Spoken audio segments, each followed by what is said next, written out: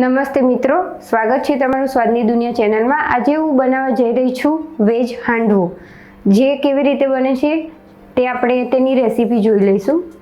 આપણે એના માટે લઈશું તલ, મીઠા લીમડાના પત્તા, કોથમીર, 3 ચમચી જેટલું બેસન લઈશું, ગાજર લઈશું, કોબીજ લઈશું, થોડી દૂધી લઈશું અને થોડું અડધું જેટલું કેપ્સિકમ મરચું લઈશું। અને પેસ્ટ બનાવવા માટે મરચું, લસણ, આદુના નાના ટુકડા કરી લીધા છે, જે ક્રશ કરી લેવાના છે। અને હા, ડુંગળી પણ આપણે જે કોબીજ લીધી છે તેના નાના ટુકડા કરી લઈશું, જે આપણે આ છીણથી પણ આપણે છીણી શકાય છે અને ચોપર આવે છે તેના વડે પણ એકદમ બિલકુલ ઝીણું છીણવાનું છે। તો આપણે પહેલાં એની કટિંગ કરી લઈશું, છીણી લઈશું।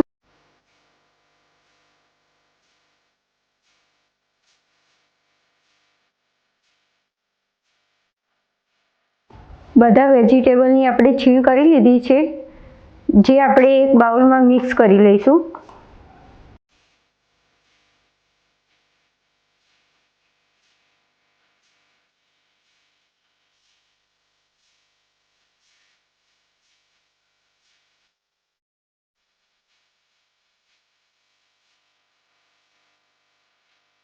લીલા મરચાં, આદુ અને લસણને મેં ક્રશ કરી લીધા છે, જે આમાં અંદર એડ કરી લઈશું।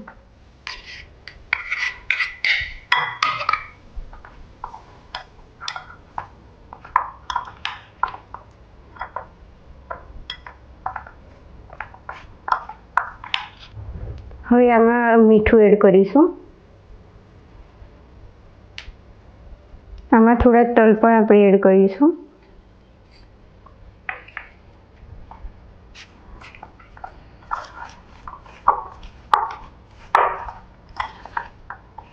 હાથેથી આપણે આને સારી રીતે મિક્સ કરી લઈશું। હવે ધીરે ધીરે આપણે આમાં અંદર બેસન એડ કરીશું।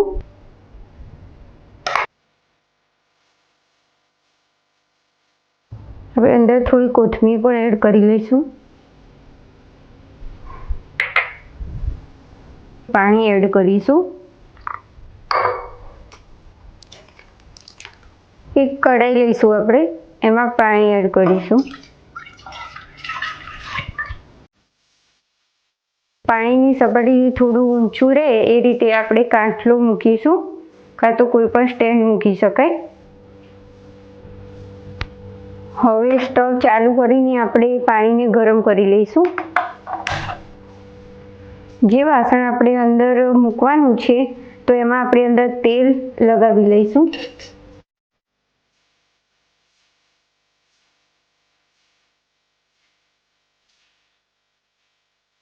હવે આપણે આ મિશ્રણમાં આપણે ઈનો એડ કરી લઈશું।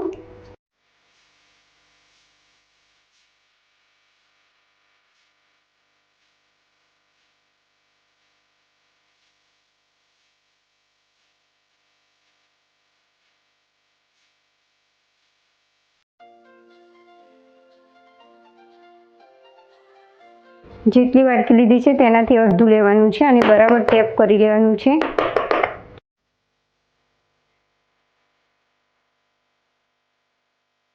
હવે આપણે આમાં મૂકી લઈશું અને 10 થી 15 મિનિટ જેવું આપણે આને ઢાંકી લઈશું।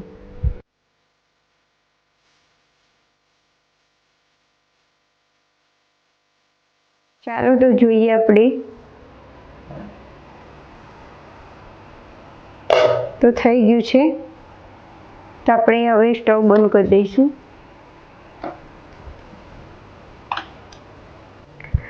હવે આપણે આને ધીરે ધીરે ચપ્પા વડે બહાર કાઢી લઈશું।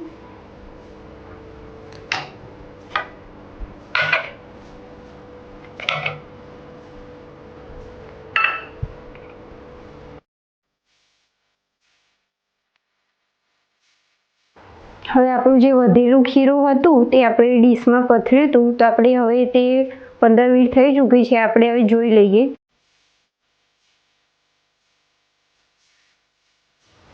હા, તો બિલકુલ આ થઈ ગયું છે, તો આપણે હવે સ્ટવ બંધ કરી દઈશું।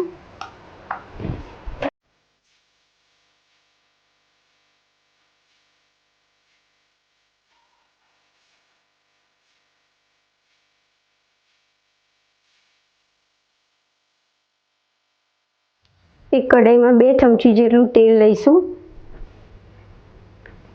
હવે એમાં આપણે તલ એડ કરીશું.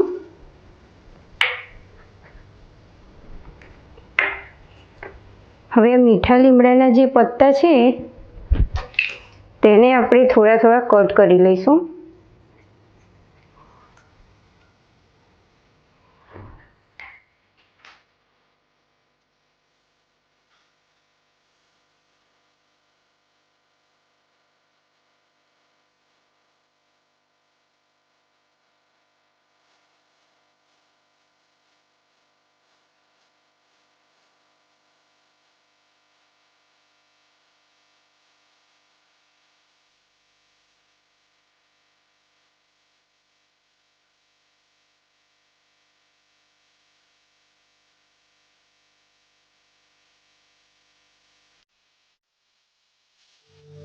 આપણે જે વાટકીમાં હાંડવો બનાવેલો તે ડીશમાં આપણે સોસ લીધો છે અને બીજી ડીશમાં આપણે હાંડવા સાથે દહીં લીધું છે અને તમે ચા સાથે પણ લઈ શકો છો, ચટણી સાથે પણ ખાઈ શકાય.